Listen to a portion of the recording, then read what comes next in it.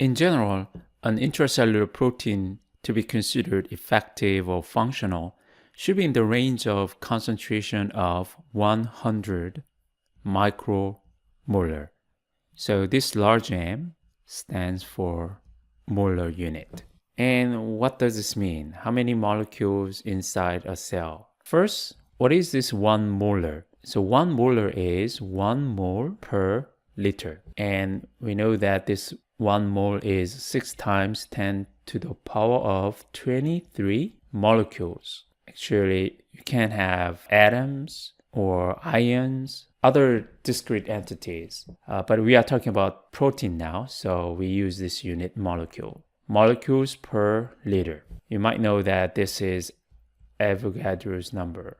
Okay, that's 1 molar.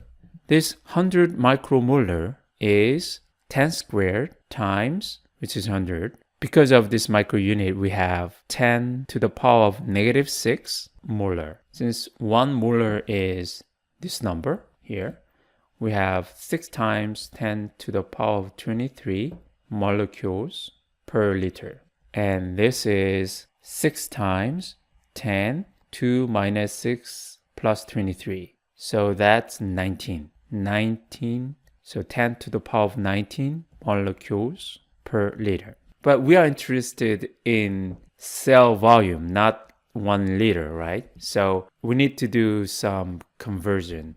So far we have 100 micromolar, which is 6 times 10 to the power of 19 molecules per liter. Let's think about cell volume. So single cell volume, and we will assume that our cell looks like this, just to make our computation a little bit easy. Typically, a human cell has this size from 10 micrometer to 100 micrometer across. Our cell has 10 micrometer length and 10 micrometer width and 10 micrometer height. Then what is this volume? Now the volume is, cell volume is 10 micrometer times 10 micrometer times 10 micrometer, which is 10 times 10 to the power of negative 6 because of this micro symbol. Meter times 10 times 10 to the negative 6 meter. Let me put parentheses just to make things more clear. Times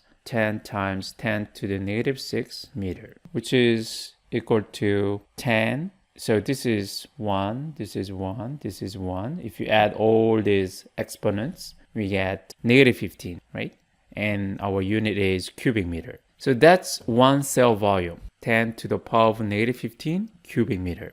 So far we have 100 micromolar equals 6 times 10 to the power of 19 molecules per liter. And 1 cell volume is equal to 10 to the power of negative 15 cubic meter. Now the goal is to represent this concentration in terms of molecules and not liter, but cell volume. So that's what we want to do now. 1 liter is equal to 10 centimeter times 10 centimeter times 10 centimeter, which is equal to 10 to the power of minus 1 meter times 10 to the power of minus 1 meter, 10 to the power of minus 1 meter, which is equal to 10 to the power of minus 3 cubic meter. And that can be written as 10 to the power of 12 times 10 to the power of negative 15 cubic meter. If you add 12 and negative 15, you get negative 3, right? So this number and this number are the same. The reason we have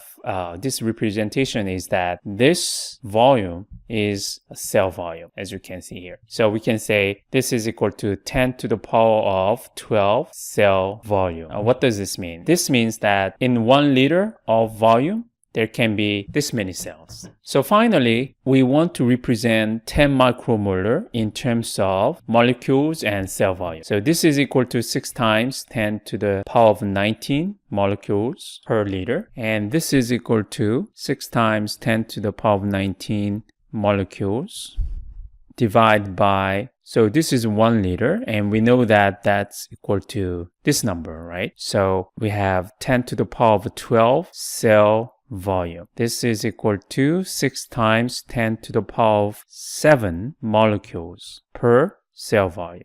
So if you say the protein concentration is 100 micromolar, it means that there are 60 million protein molecules within the cell.